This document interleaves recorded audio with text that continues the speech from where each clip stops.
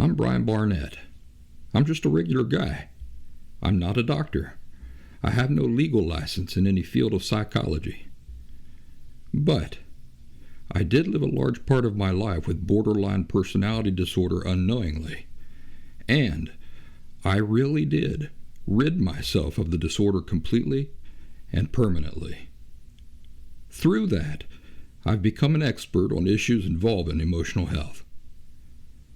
I accept no responsibility whatsoever for your feelings, thoughts, behaviors, decisions, and actions, including your decision to watch or listen to this show at all. But I do hope you might benefit yourself from the insights I share. Happy Thursday, everybody. Welcome back to The Last Symptom. I'm Brian Barnett, the creator and host of The Last Symptom. Thank you for joining me this week.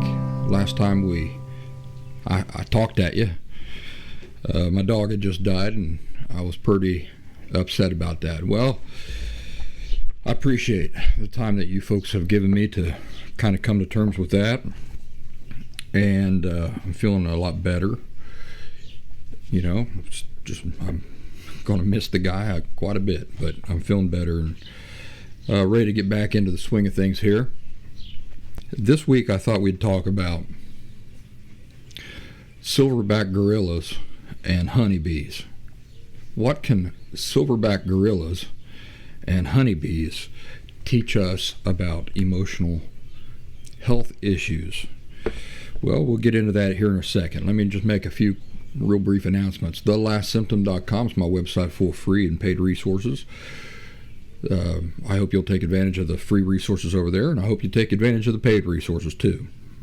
The paid resources are what allow me to continue doing this work, and so run over there to TheLastSymptom.com. See if there's anything good over there for you. Our online community is on the Locals platform, and we have a good old time over there talking about all sorts of things and self-improvement, psychology, emotional health, emotional disorders, authentic and permanent recovery.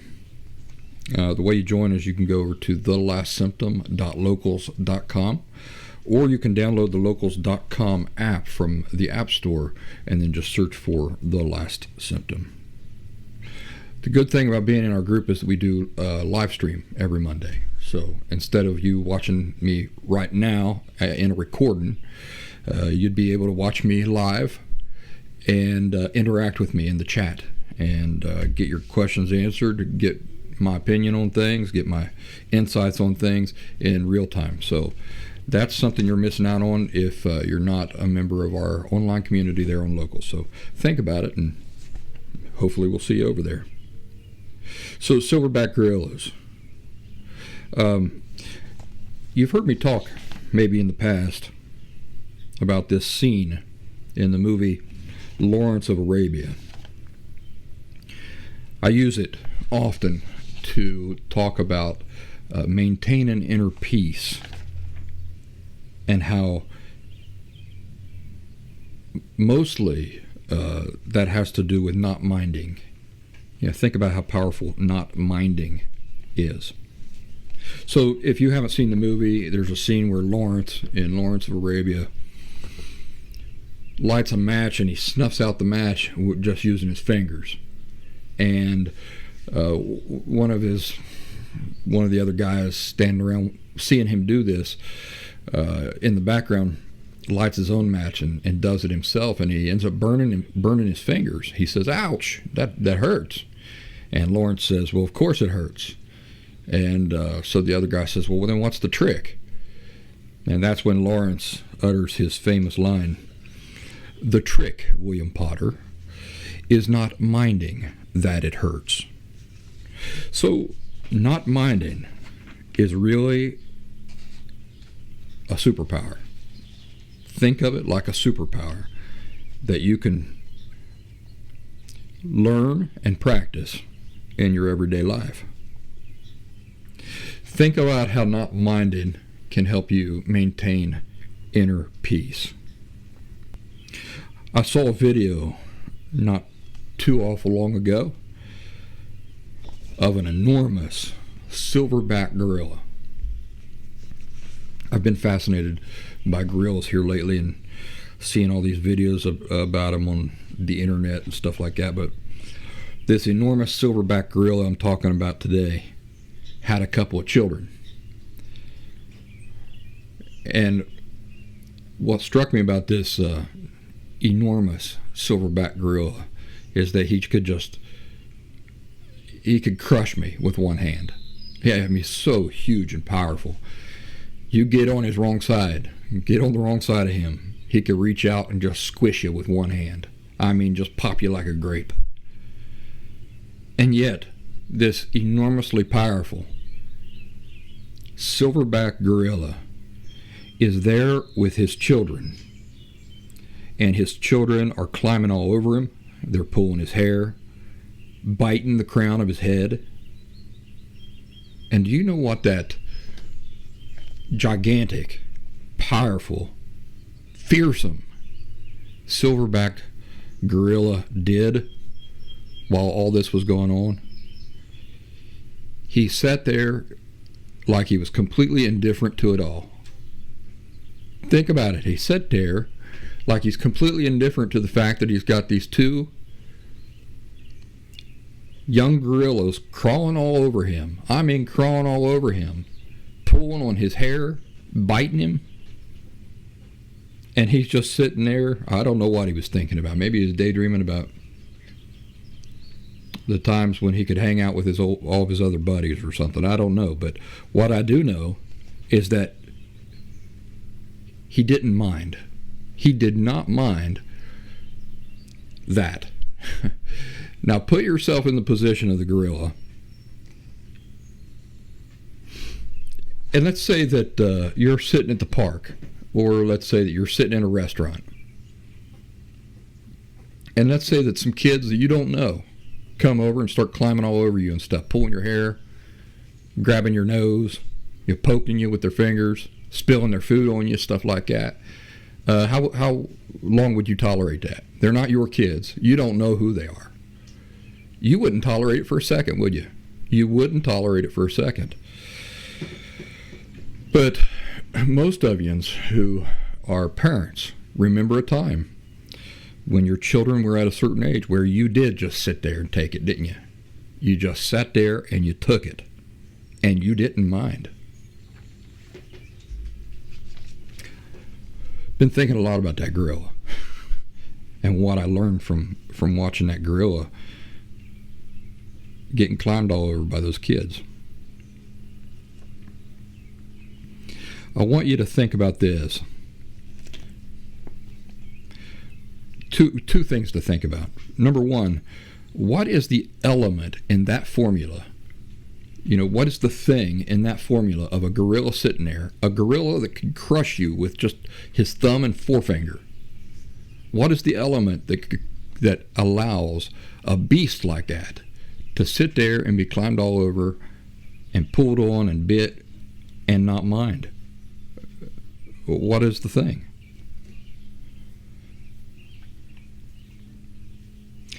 Because you and I both know that if any other creature were to come along, let's say a monkey, not a gorilla, but like a monkey, or let's say, what else? I don't know. What else is in the jungle? A wildcat. Let's say a wildcat were to come and it wants to climb all over the gorilla and bite it on the head and stuff like that. How long do you think that the gorilla would tolerate that? Caney, stop. So, yeah, you and I both know that if any other creature would come along and do the same thing that those baby gorillas were doing, that silverback gorilla would annihilate it. The silverback gorilla would go crazy and just destroy any other animal that come along and try to do that same thing to him. So what's it come down to? It comes down to the fact that for his own children, he doesn't mind. And for other creatures, he does mind.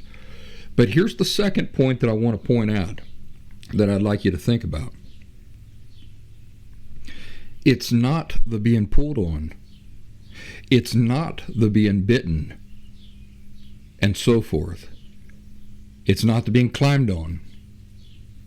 It's not these things that are the source of anger or frustration, are they? Think about that. That's really had my brain thinking, really chewing on that. Let's say that somebody comes and wants to climb all over me, pull my hair and stuff like that. Is it the pulling of my hair and the climbing on me that is the source of any frustration? The answer is no, it can't be, because when my daughter was younger, I'd let her do it all day long. I would let her do it all day long. So what is the element of the thing that is the problem? It's me minding, right? It's whether I mind or not. That changes everything. Now, maybe us talk about this here. You're not catching the weight of what I'm talking about, but when you do, you can use this to your benefit, sort of like a Jedi or a Zen monk, because you get to choose whether you mind or not. You ever thought of that? So think about any circumstances in your life that you're dealing with that are driving you crazy. And think about the fact that if you can simply convince yourself not to mind, all of that frustration could go away. Are you beginning to see how powerful this lesson of the silverback gorilla is? It is not the being pulled on, bitten, and so forth that is the source of anger or frustration for the silverback gorilla. Rather, it's his personal view of who is doing the biting and pulling, and his own care or not care regarding that or toward that, which changes everything. The pulling and the biting in themselves are not the cause of anything. So not minding is magic. Think about it. It allows that silverback gorilla to just sit there, be yanked on, pulled on, bitten, harassed, while not losing one iota of peace at all. And yet if I were to step into that cage or whatever and go over and do the same thing to that gorilla, he would go into a fury, wouldn't he? And just crush me like a grape. Is it the pulling and the biting and the climbing on him that is the source of his anger or frustration? No, it's his view of who is doing it. It's his personal perspective or attitude toward who is doing it. Because his kids do it all day long. He doesn't bother him. That's something to think about, ain't it? Really interesting. You'll probably hear some noise here in the background. Those are puppies. And maybe at the end of the show, I'll show you some video of the puppy. Maybe that's the way we'll close out the show. But they come 1 week after my good old buddy Bradbury died. So I've had my hands full. And 7 of them. 7 of them come out. And they are today is their birthday, 2-week birthday. So 2 weeks ago today, I was helping deliver these pups. 3 weeks ago today, I was burying my good old friend, my best friend, Bradbury, my dog. So it's been an interesting few weeks. Life comes and goes. Well, now let's talk about honeybees. Somebody recently said that she wanted to feel like she's good for something. Wanted to feel like she's good for something. Which got me thinking about honeybees. If you're sitting around feeling like you're good for nothing, what's another way of saying that? What is that all tied into? It's tied into your sense of worth, right? Which is at the foundation of all emotional disorder. An inappropriate view of worth, an inaccurate understanding about the nature of how value works and those sorts of things.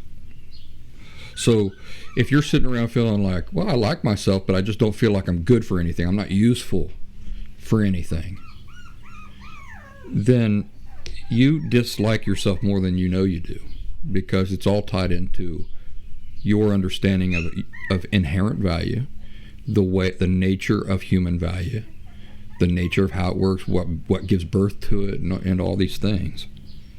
So be careful.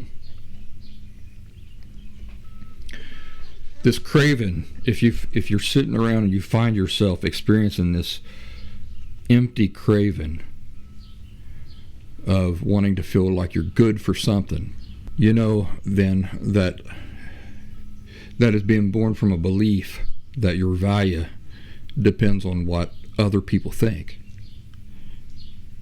Most of us here in last symptom land know by now that that's not true, and the reasons why. If you're new, please watch some of the recent episodes of the Last Symptom podcast for more insights around that. And by the way, the show is available as audio-only version. I know a lot of you are just listening, but it's also available as a video on both YouTube and Rumble. So, I'm looking at a camera right now and talking to you all, and got half of you watching, I got half of you listening. But just for your information, you can watch this as a video. Here's something important to remember. That a person who is viewing the nature of himself or herself correctly will not ever walk around feeling a craving to feel good for something. A person who is viewing the nature of himself or herself correctly will not ever walk around feeling a craving to feel good for something. And that's going to bring us to the honeybees here in a minute. It's kind of a nice day here today, so I got my doors open, and there's all sorts of noises happening all around. So I'm not going to edit them all out, all right, folks? I just hope that you won't mind them. So anyway, why do I say that a person who is viewing the nature of himself or herself correctly will not ever walk around feeling a craving to feel good for something? Why do I say that?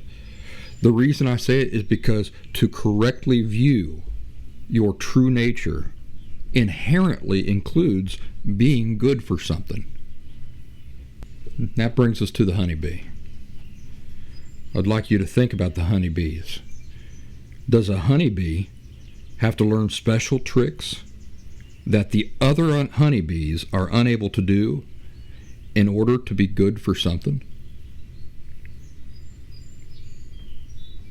Lots of honeybees out there, right? Lots of honeybees. So do the individual honeybees each have to learn something, some special trick or something to make them stand out and have value in comparison to the other honeybees? Well, that's a silly thing to think, right? But you're probably thinking that way about yourself, so it's not any less silly. The reality of the thing is that the honeybee is good for something because of what he is. He's good for something because of what he is. And his role in life as what? As a honeybee. So not on how well he distinguishes himself from among the other honeybees, but by the mere fact that he is a honeybee. On the merit of being a honeybee. That's where his value as a honeybee comes from. It comes from what he is. So do you see that all of us in life, and in all reality as we know it, we all depend on that honeybee because of what he is. We don't depend on him whether, what is important about that honeybee is not whether he ever stands out as special in comparison to all of the other honeybees. That one honeybee's mere existence is necessary and important for the entire world. Now, I know what some of you are thinking. You're thinking, no, you're wrong, because that's just one honeybee. It's just one honeybee. That one honeybee has no value because the world wouldn't even notice if that one honeybee were gone. Well, what I would say is that if that's true, then what you believe about that one honeybee, that one particular honeybee, also has to hold true for every other single individual honeybee, right? So you and I would go out into the yard, you point to a honeybee, and you say, that one is insignificant because I could step on it right now, kill it, and nobody would ever notice. Life would go on. That one honeybee has no value. Okay. So I say, all right, but let's go over to this honeybee over here. There's another one in the yard. Let's go over to that one. Is what you were saying true for this other honeybee too? And you say, well, yes, because if it's true for the first honeybee, that as an individual, he doesn't matter, he's insignificant, whatever's true for that individual honeybee also has to be true for every individual honeybee, right? What's that mean then? What it means is that all honeybees have no value based on that sort of thinking. And if all honeybees have no value, it would mean we don't need them, the world doesn't need them, life would be just fine without them, which is absolutely false. Do you see that if honeybees in general matter, and if honeybees in general are good for something on the merit of what they are and what they bring to life simply by their existence, then every single individual honeybee also matters and is also good for something on the mere merit of what it is. It's it might be a profound thought for some of you to think that, well, that one little individual honeybee doesn't matter. Well, if that's true for that honeybee, then it has to be true for every other individual honeybee. And if it's true for every individual honeybee, it means all honeybees are worthless. That we don't have any need for them. No. If honeybees in general matter, then that individual honeybee matters. Whether you step on it and people notice it was gone or not, it still matters based on the merit of what it is. So likewise, you and me, us as people, we also don't have to learn special tricks or to be special, quote unquote, at something, or be able to speak 10 languages, write the next great American novel, discover the cure to cancer, or any other thing in order to be, quote unquote, good for something. No matter what you do or don't do, you are already filling a role on the merit of what you are, just like that honeybee. Do you see that if people in general matter, and they do, then you individually matter, no less so. This is because of what you are and what you're already contributing to life. This is whether you know it or not.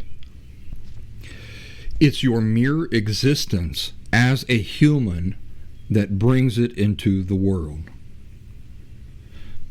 Just like that honeybee doesn't have to be able to do special things or distinguish itself apart as special in comparison to other honeybees in order to have value, neither do you. What you are and your place in life, I'm not saying your superficial place in life, like are you a carpenter, are you a computer scientist, are you a doctor? Those things are irrelevant to what we're talking about. When I'm talking about your place in life, I'm talking about what you are. You're not a bird. You are a person, a human being. You're not a car, to quote a previous episode. You're not a car. You're a human being. That's what we're talking about, your place in life. We're talking about inherent realities. So it's what you are and your place in life that makes you good for something. You don't have to distinguish yourself apart from all of the other humans around you in some unique way before you can be quote-unquote good for something or have value. People are only driven to do those sorts of things, like to distinguish themselves as apart, as special, as different, and stuff like that, when they believe their value depends on impressing all of those other people around us.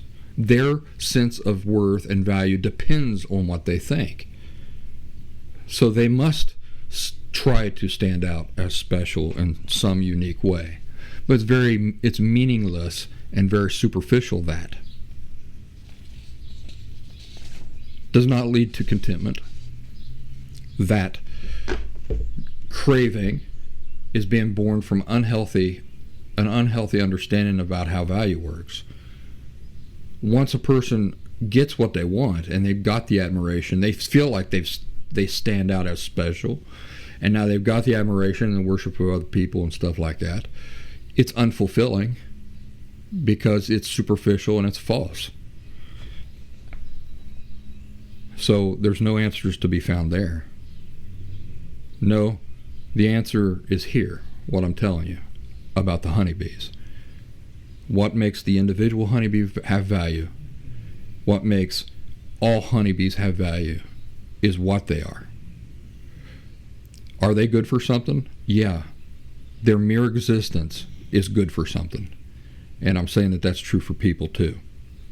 Your place in life, what you are, what your existence brings to life and the world. Consider this.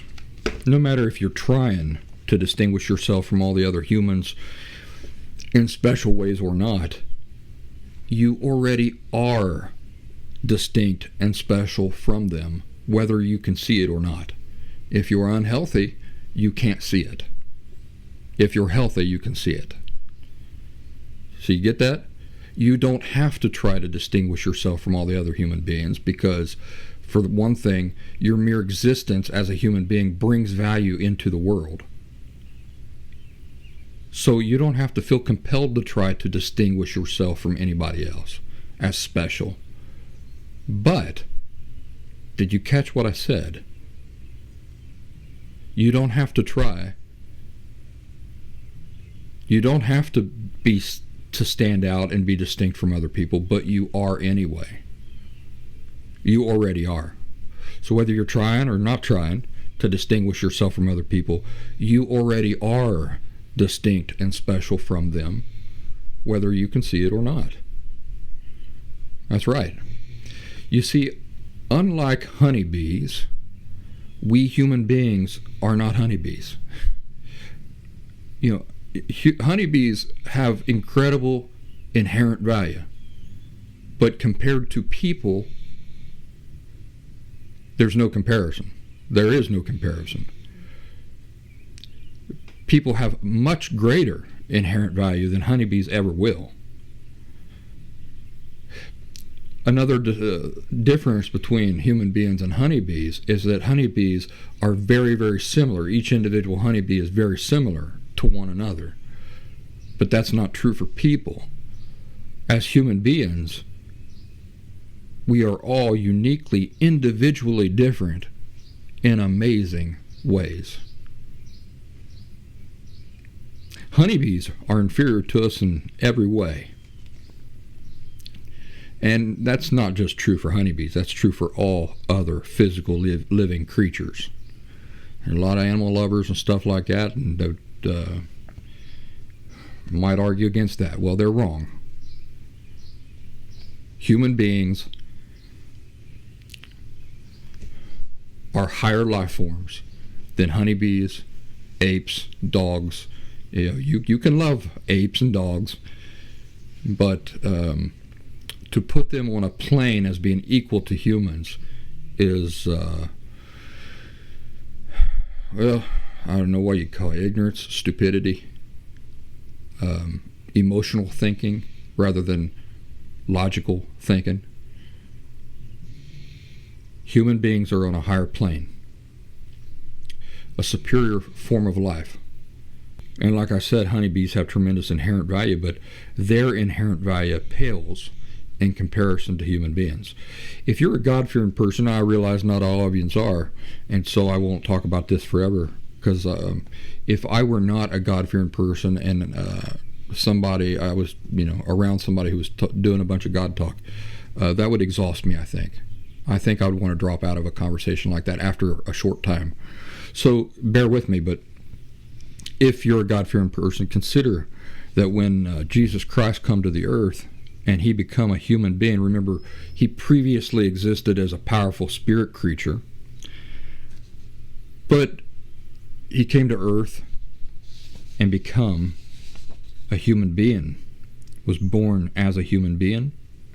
Now, granted, he was a perfect human being, and you and I are not perfect, but Hebrews 2:9 says, and I quote, that Jesus becoming a perfect human being made him, quote, a little lower than the angels. Are angels higher life forms than us? Of course they are. They're powerful spirit creatures. They are a superior and higher life form than human beings, and yet, as a perfect human being, the Bible says that it only made Jesus Christ a little lower than the angels. So the difference between angels and humans is incredibly tiny compared to the difference between humans and honeybees, or humans and apes, or humans and dogs. You would like to think that an ape is very similar to us, not in the ways that matter. If you want to talk about the fact that they have 5 fingers and those sorts of things, opposable thumbs, sure, those are very superficial things. But in the things that matter, such as being able to reflect certain qualities, think about the past and the future, and think in moral terms,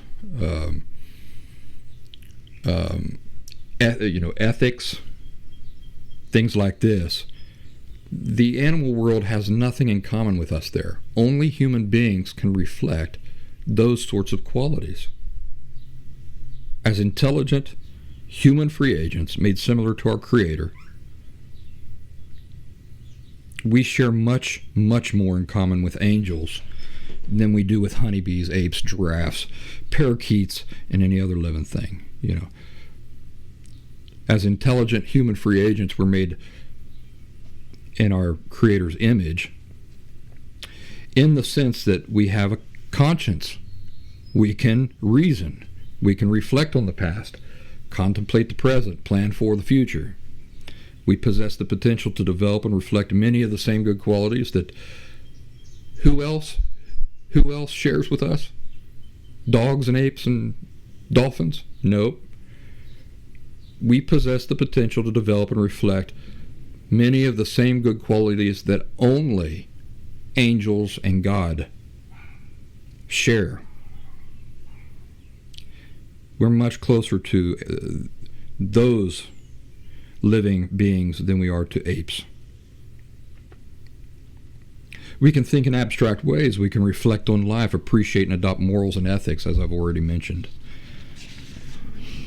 So, if you're a paraplegic constrained to a bed, and the only thing you have any control over is your eyelids and your thoughts, your worth is still vastly superior to any other physical living creature. If all you can do is lie in bed and think, you are still good for vastly more than any other physical creature that exists. You are still fulfilling your role in life by your mere existence than any other creature living in this world. So there's some things to think about. Think about this. Feelings of worthlessness are going to continue to plague you as you go through this process. I know we talk a lot about inherent worth, the nature of value. We talk about the two value system types, commercial value, inherent value. We've done a lot of shows on that. But many of you continue to struggle with this notion that you can have value because of what you are, because of the fact that you're a human being. Many of you are stuck in the lie that you have to set yourself apart as special in some way, or you have to earn value as a person. Well, if you're a baseball player, we've talked about that in the past. If you're a baseball player, you have to earn value as a baseball player. I mean, your value as a baseball player is dependent upon how well you play baseball. But your value as a human being is not based on anything like that. It's based on just being a human being. It comes with being a human being. So I want to go across the road and strangle that dog that's barking, but I'd rather maintain friendly terms with my neighbor, so I'm not going to do that. And there he goes again. Anyway, you get the idea. For example, if Major League Baseball tomorrow hired me as a baseball player, the mere fact that I'm a baseball player does not give me value as a baseball player. See, that's the commercial value system type. So a lot of people struggle with the idea, well, yeah, so I understand that. I have to play baseball really well. I have to become a baseball star and really perform really well. I have to earn that value as a baseball player. But you see, your value as a human being isn't based on how well you human. It's based on the fact that you are a human, just like that honeybee. I mean, you think about the role, just without honeybees, the world would collapse. We wouldn't have plants that bloom. The plants and trees and everything would die. And, honey is the very least important thing that honeybees bring into the world. What they contribute to the world, the most important aspects of it involve them just being bees, them just going about their life as bees, landing on flowers, carrying that pollen over to other flowers and trees and stuff like that. They contribute to life in ways that we can't even fathom just by being bees and doing what bees do. So think about you as a human being, and you're worth being just what you are, what your existence brings into the world. Just you being a human and doing what human beings do brings tremendous value to the world. I'm under no delusions that I'm going to have this talk with you today, and tomorrow you're going to wake up and you're just going to love yourself for the rest of all time. No. If you're like me, it's going to be these feelings of worthlessness are going to continue to be something that plague you as you go through this process. They're not going to be eliminated all at once, because you're trying to root out some very deeply entrenched perspectives, and that takes time. But don't give up. Continue to mull over, chew over these things that we talk about related to worth and the nature of it. Play around with it in your head, like I did with the honeybee. You point to that one honeybee. You say, that honeybee, nobody will notice if it's gone. The world will move on. Sure, you're right. But to say that one honeybee doesn't have any value because of that, because it's one of many honeybees, well, whatever you apply to that individual honeybee has to be true for every other individual honeybee, which means it's got to be true for all honeybees. You see, so you play around with these things in your head until you can see the bigger picture, and it all kind of clicks into place. And that same formula works for people, but there are some important differences. The important difference being that we aren't honeybees. We're not that lower life form. We are a superior life form. And, among people, there's much more diversity than there are among honeybees. That's true for gorillas too. Gorillas have their individual personality types and stuff like that, but there is not the diversity among gorillas that there are among people. We are a superior life form. When these feelings of worthlessness well up inside of you, push back against them. Challenge them with what?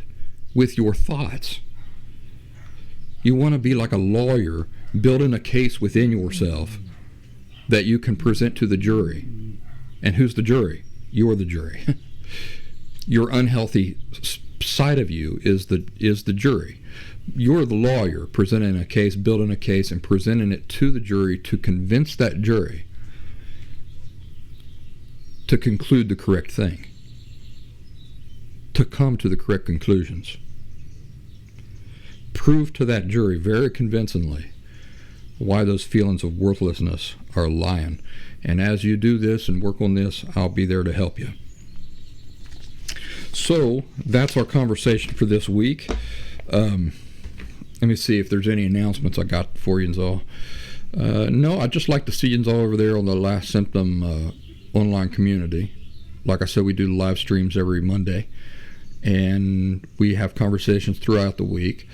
I took a lot of time off last couple weeks because of things going on in my personal life, like losing my dog and stuff like that. But I'm back. I'm feeling good, and looking forward to interacting with you all and having more conversations like this. So hope you guys all have a wonderful weekend. You all take care of yourselves, and I'll see you in the next episode of the Last Symptom podcast. But also, oh my goodness, but also there on the group on thelastsymptom.locals.com, or you can download the locals.com app from the App Store, as I mentioned earlier, and search for The Last Symptom by Brian Barnett. Ladies and gentlemen, take care, do something nice for yourselves, and I'll talk at you real soon.